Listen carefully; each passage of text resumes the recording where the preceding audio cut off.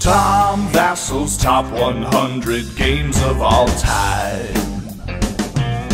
Some say that Tom is like a giant among men.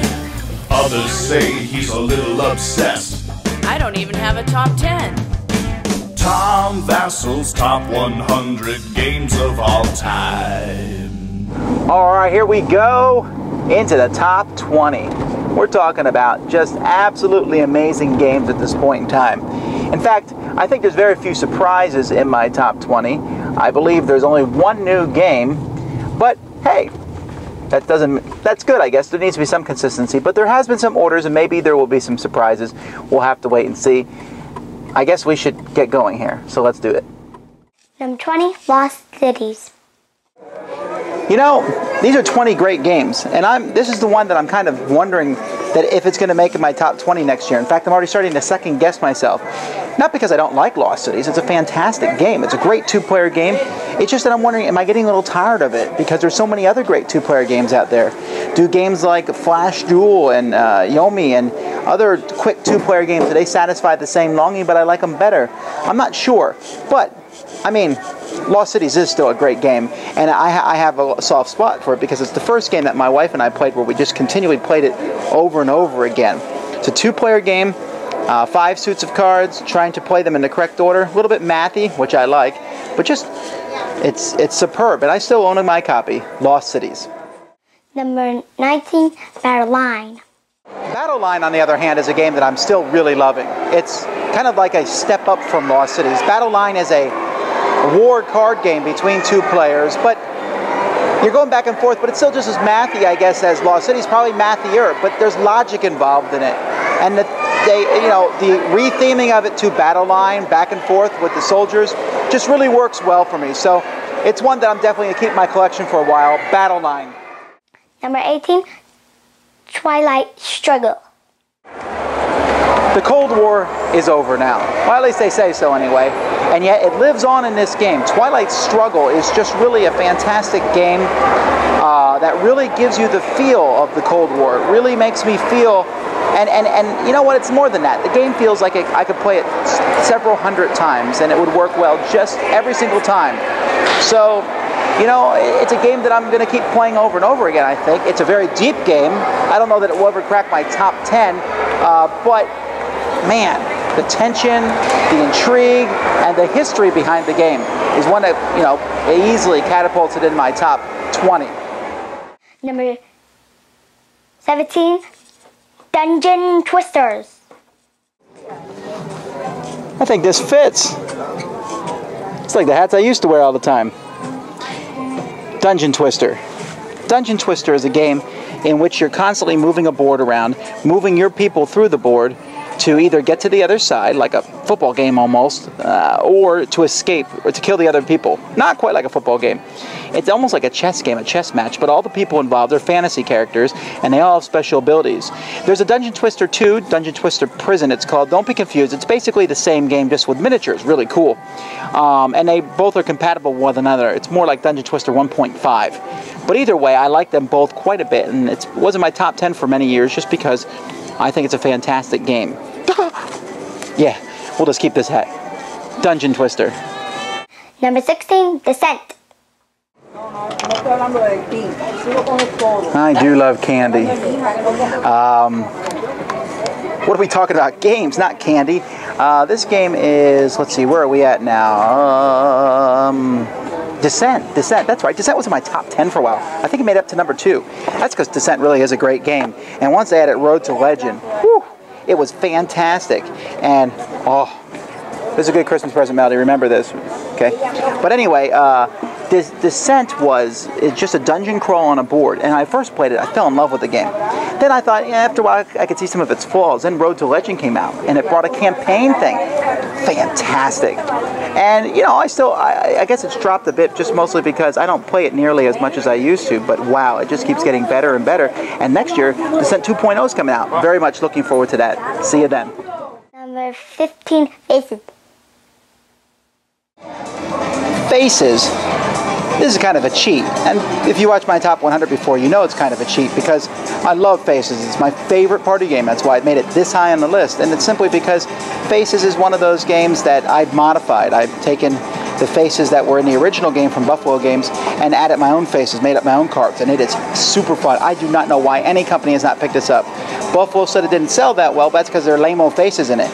If you put in funny faces, just go to any kind of public domain picture site and get some great faces. But really, if you ever get a chance to play the original game, it is a lot of fun. If you ever get a chance at a convention to play my version, it's funner. But for me, my own version, I know this is cheating because you can't go buy this exact version anywhere, but it is still a really fun party game. Faces. Number 14, Twilight Imperium 3. Twilight Imperium 3, the best Space Empire game, right girls? The best Space Empire game ever. Probably that ever will be. A new expansion came out this year which pumps new life into the game. It is Axis and Allies, it is politics, it is intrigue, it's everything just in one giant box. And man, if you want to play space, you want to play space epic, it's right there. Twilight Imperium 3. I love it. I'll probably never get rid of it. I can't play it as much as I want to because it takes about 8 hours to play. Maybe some people say they can play it in 4 and 6. Good for them. But for me, it's an experience, though, and it's a really good one. Twilight Imperium 3, the best space epic game ever. Number 13, Agricola. Agricola. Agricola. It's funny after we talk about a space game and now we go into a farming game. Agricola. Or Agricola, or Agricola, okay. Anyway, it's a game about farming, and it's amazing how much fun it is because you're really doing so much. I think that's what makes the game so fun, is that there's a huge variety of choices, and you can actually see your farm as you build it. And as you put the sheep in, as you put in the the horses, that's the expansion. Oh, I'm getting all confused now, but you put the animals in, but then you have these decks of cards, which allow you special abilities and things that no one else has, and there's such a huge variety of these cards in the original game, not including the expansions. That just means no game is ever going to be the same. And even if you don't use all these cards, even the family game is a pretty fun game. So Agricola, it seems complex when you look at it. It looks tough, but it's really quite simple. If you've never tried it, give it a try. It's the best farming game in existence, and it's better even than that sounds. Number 12, Yomi. So here's a new game that's on my list, and that's Yomi. You know, when I first played Yomi, I never really expected it to make my top 100 list, let alone as high as it has.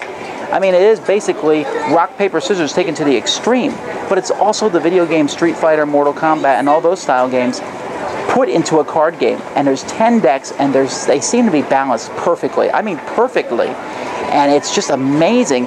You're just picking a card from your hand and playing it face down and then turning them over and seeing what happens. But the way the card interactions work, the special abilities of the characters, everything just fits together really well. That's Yomi. Number 11, Dominion. Now, I bet this one surprises you a bit. I mean, I love Dominion, love the game. And you're saying, but it's number 11, not your top 10 anymore. Well, that's because another game knocked it out. We'll see that next week. But Dominion is a great game. I mean, don't get me wrong, fantastic, cool game. And I just got the latest expansion, Hinterlands, which I haven't played at the time of this recording.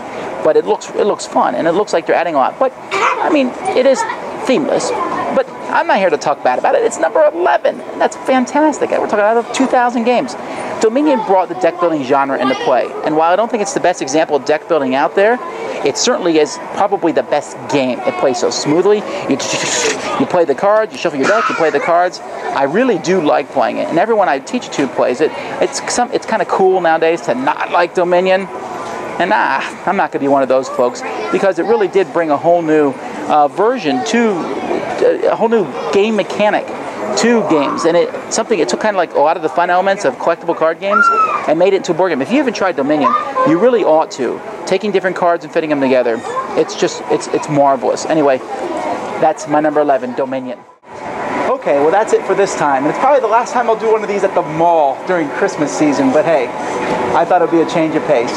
But anyway, there's 10 more games. We're going to split them. We're going to do 5 next week and 5 the week after that. If you get bored while you're waiting for those, you can always check out Melody's Top 100 list. You can check out the People's Choice Top 100 list. And you can check out the reviews, because we're doing a ton of them. It's almost time for Christmas, and you guys need to be buying games. By the way, if you do buy games and you go, I would recommend buying them from funagaingames.com. And when you get to the end of checking out, put in DICE as your affiliate code, and it gives us just a little bit of kickback. Or an easier way to do that is just click the links on our website, dicetower.com. Merry Christmas, 10 more games. Let's get to them. Tom Vasel's top 100 games of all time.